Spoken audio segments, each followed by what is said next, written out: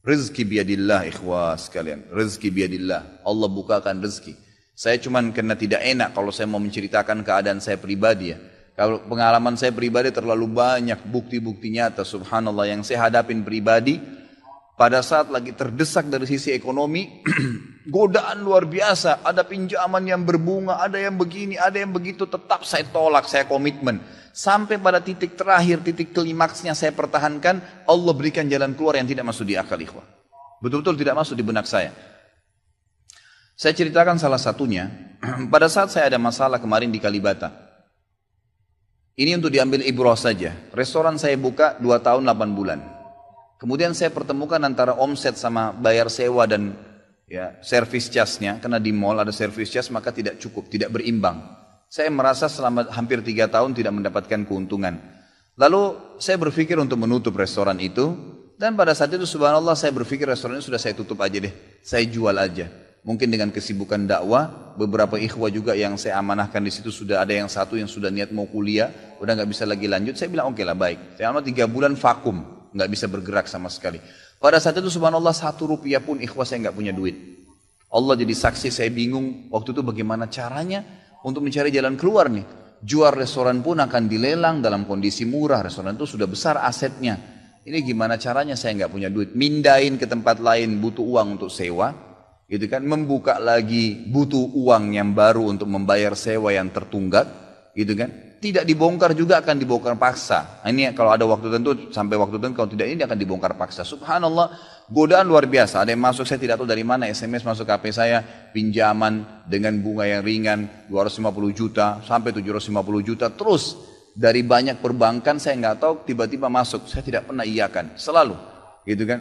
Saya cuma berusaha ikhtiar berdoa sama Allah, tawarin kepada orang kalau ada yang mau punya saham dengan saya. Subhanallah, pas titik klimaks 3 bulan kemarin, 3 bulan tutup ya sementara, dan saya sudah berpikir mau jual pun sempat saya tawarkan belum ada yang beli. Saya tiap hari saja berdoa. Di masjid ini saya kedatangan seseorang. Jemaah pengajian saya, bukan jemaah pengajian sebenarnya, dia rutin mengikuti ceramah kita ya yang diupload di YouTube dan tinggal di Paris. Orang Indonesia, orang kita tapi tinggal di sana. Datang selama ini dia selalu kalau saya punya program gali sumur diikut. Ada program kemarin badal haji, ditipin uangnya. Selalu program sosial diikutin sama dia.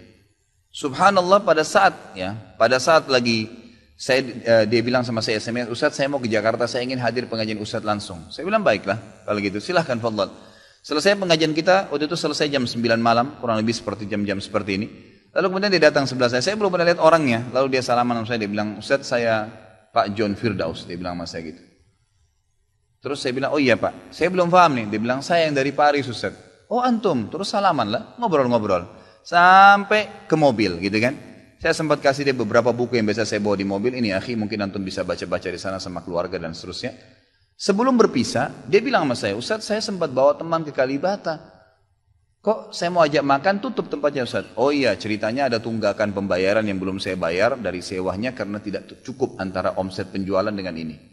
Oh gitu Ustaz iya. Kira-kira butuh berapa biaya? Saya bilang mungkin saya butuh sekitar 250 juta untuk memutar kembali restoran ini. Karena butuh ada tunggakan 168 dan saya harus dengan biaya operasional sekitar 250 juta.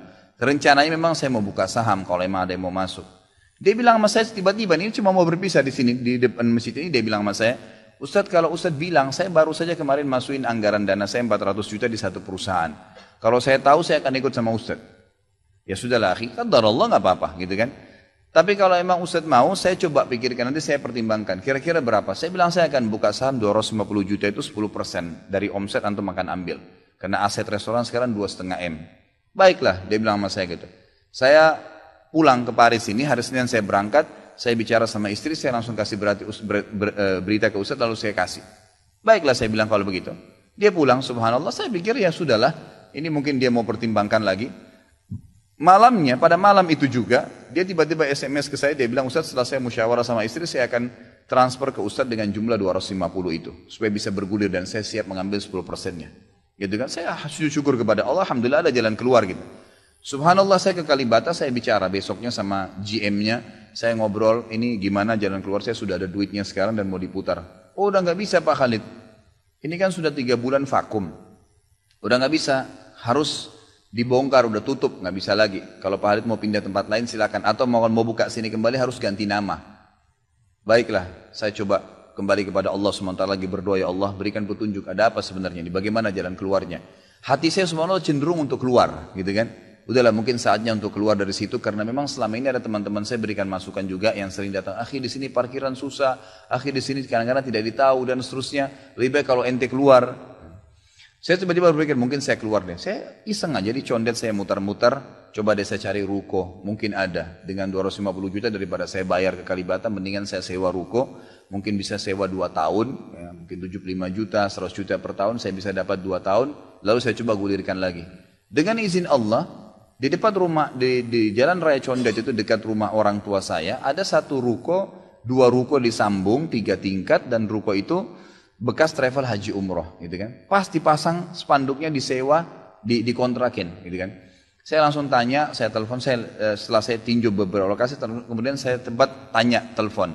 Dia bilang boleh, silakan Bapak lihat, saya lihat ke dalam, cocok, alhamdulillah 3 lantai itu. Kemudian saya tanya sewanya, ternyata dananya juga mencukupin, gitu kan, dananya mencukupin. Lalu kemudian saya mulailah ya proses, saya bayar sewanya, kemudian saya juga proses pemindahan, dan insya Allah dalam waktu dekat akan dibuka.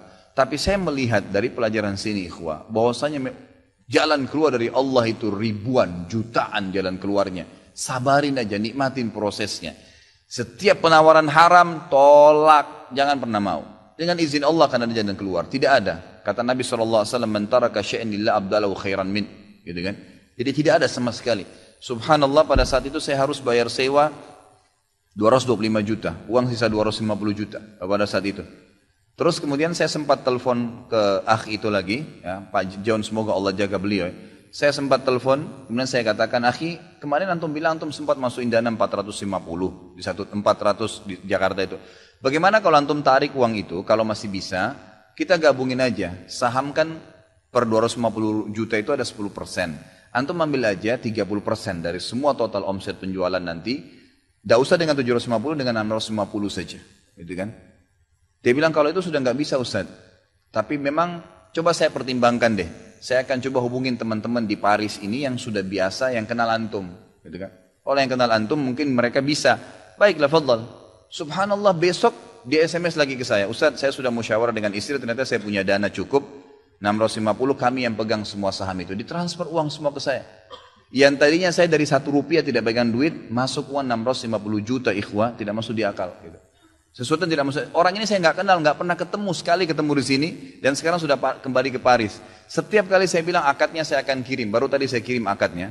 Sudah nggak apa-apa Ustaz, saya percaya. Akhi, ini bisnis loh, bisa untung rugi. Sudah paham Ustaz. Orang lain aja banyak bisnis dia rugiin saya nggak takut, apalagi sama Ustaz. Sudah silakan, alhamdulillah. Saya melihat Allah berikan jalan keluar yang sangat dimudahkan. Yang penting nikmatin prosesnya dan yakin kepada Allah SWT. Jangan takut, gitu kan? Jangan takut. Dan ada banyak kisah seperti dalam hidup saya yang saya mungkin sebagian tidak diceritakan, gitu kan?